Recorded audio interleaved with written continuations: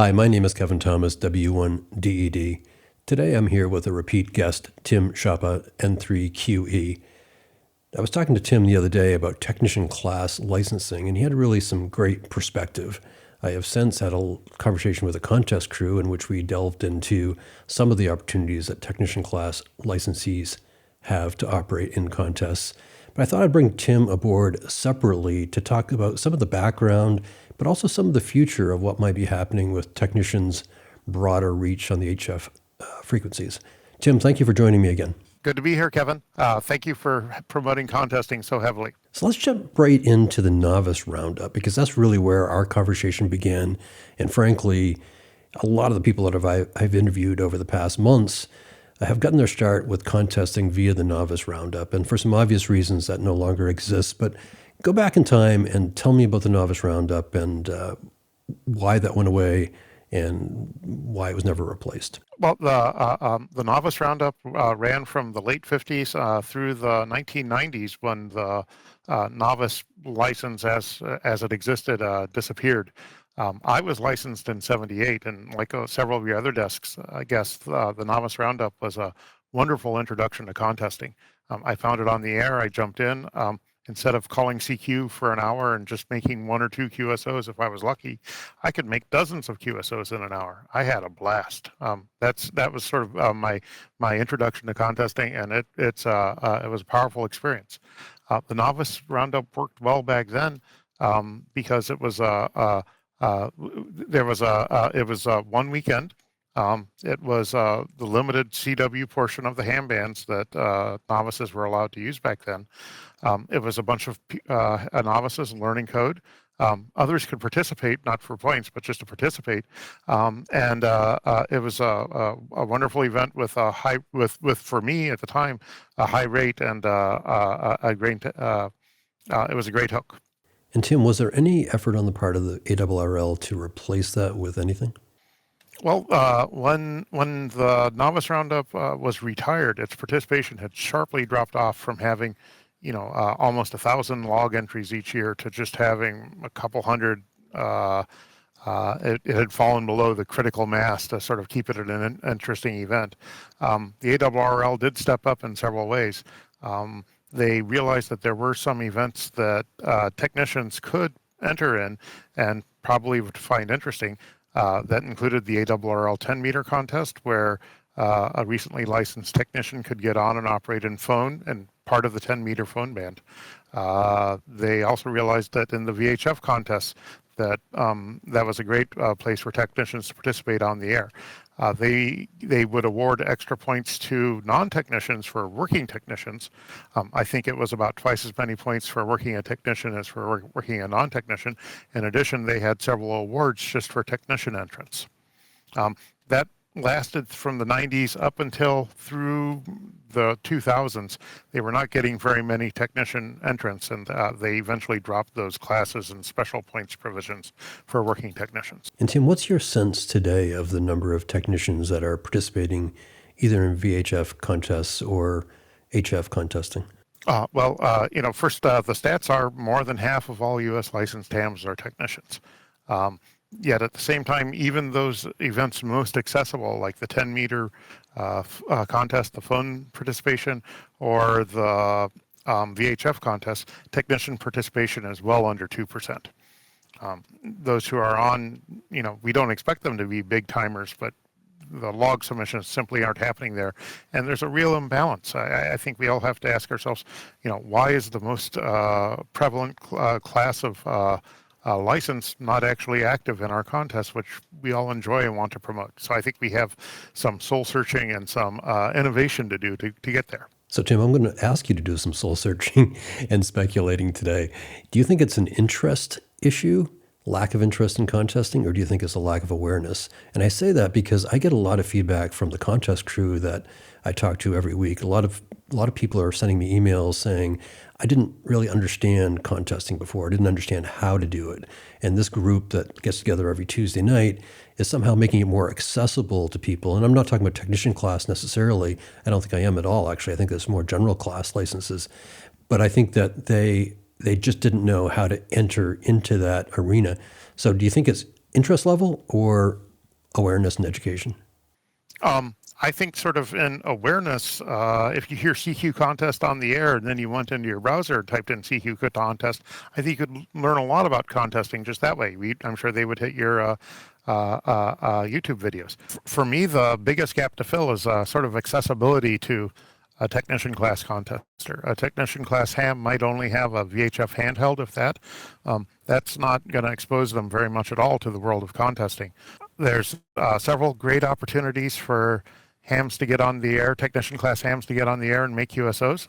They can use some very limited CW skills to get on for a Parks on the Air event. Parks on the Air CW operation is generally on the very slow end of CW activity, and technicians do have CW access. Additionally, there's issues with HOA and having stations at home. Activating using CW is another opportunity for a technician. The NAQP phone contest comes up at the end of comes up in August. Technicians do have 10 meters abilities, and there will be some 10-meter activity in August. That's a great opportunity to get on. The activity level is pretty good. It's not the same as the December 10-meter contest, but it's a great summer opportunity. Additionally, we just passed it this year, but the get on the air opportunities of a field day station allow a tech who doesn't have any HF equipment at home to get on and get their first taste of HF activity on the air. Field day stations can use the get on the air points. They all want the points, especially if they're run by contesters. And they will invite technicians and other inactive hams to get on the air and make contacts during field day, which is a wonderful learning field. So those of us who didn't learn in Novice Roundup learned how to contest during field day. Tim, you bring up an interesting point about Parks on the Air, and I'm wondering how you feel about Parks on the Air being somewhat of a bridge between a technician class license and maybe making that next step toward contesting, because you have to pick up some relatively affordable portable gear. You have a little bit more flexibility, but I've seen this in general, that Parks on the Air just seems to have provided much more accessibility to more ham radio operators that then end up going on to getting their extra class license or end up becoming contesters because they're used to that pile up in the park. Absolutely. We talked a little bit in my last talk with you about many of the factors that might limit folks from entering contesting. Parks on the Air has been a thing since 2016. It's grown in activity. It allows anybody who can get an HF rig and a small antenna to get on the air. If they're on CW, which is what a technician can do, they can publicize their activation of a park on the internet. People will come looking for them on the usual CW Parks on the Air watering hole frequencies, and they'll be able to make many contacts even at slower CW speeds. It's a wonderful thing. So, Tim, another topic that came up when we spoke the other day were possible enhancements to the technician class license. And I know that doesn't do anything today for a technician class, but what do you see on the horizon for technician class licensees? In 2018, the ARRL floated a proposal. It hasn't gone too much of anywhere, but it's called their 2018 Technician Enhancement Proposal.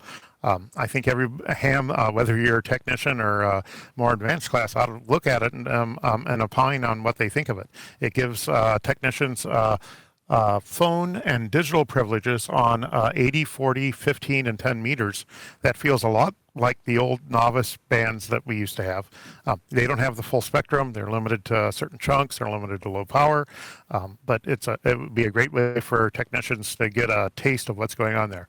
I was recently in a online meeting with Bart W9JJ, head of radio sport at ARRL, and he said that while the 2018 proposal has sat dormant for a while, it's something the ARRL is going to begin promoting again and trying to get something together in front of the FCC for approval.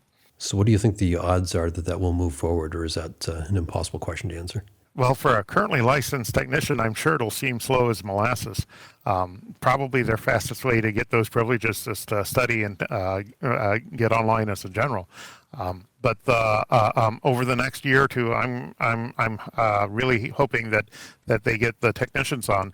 Again, they'll be able to use digital and phone. Digital contesting has recently picked up. There's several digital contests coming up, including the WW Digi at the end of August, and in September is the Worldwide Digi Contest. Again, the technicians are limited to low power, they're limited to certain frequency bands. However, there will be a lot of interesting things happening there when they finally get those HF phone and digital privileges. So, Tim, one final question that's more of a generalized technician class question. What do you think the motivation is for people to get their technician class license, number one? And then number two, why do you think people seem to have a barrier in upgrading to general? I think that the technicians get on. They probably have a natural bent towards technical hobbies. That's great. They may learn as part of a STEM class in school, and it may be an incentive offered during the STEM class to take the technician test. A lot of hams who become technicians, it's the first step. A lot of us, we all had to start somewhere. So I don't think the motivations of a technician are any different than any other class of ham. There are some barriers there. Not everybody is good at taking tests. I happen to be good at taking tests, but I realize that's not always there. One way of getting around the barrier that's been available for a while now is online classes and online test taking sessions. That sort of reduces their anxiety of going in and taking the test. The question pool is very limited. I think any ham who's a technician ought to be able to upgrade to general. It does take a little bit of effort, does take a little bit of paperwork. You got to show up for an exam session, but now you can do that largely by video. Tim, I appreciate you taking time today and giving us some perspective on technician class contesting. Thank you, Kevin.